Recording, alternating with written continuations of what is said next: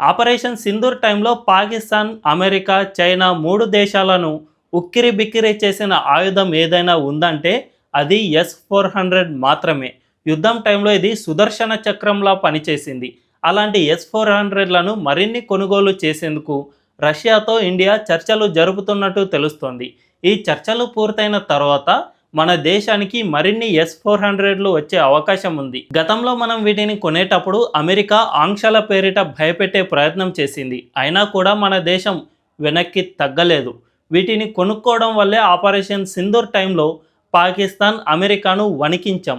ఓ విమానాన్ని ఏకంగా 300 కిలోమీటర్ల అవతల నుంచే ధ్వంసం చేసినట్లు అధికారులు ప్రకటించారు. గతంలో ఈ రికార్డు ఏ ఆయుధం పైన లేదు.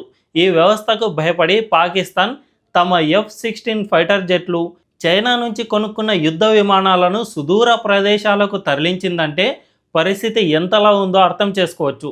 అలాంటి వాటిని మరిన్ని కొనుగోలు చేస్తూ ఉండటంతో మన దేశం ఒకేసారి పాకిస్తాన్, అమెరికా, చైనాలకు ధమ్కి ఇచ్చినట్లయింది.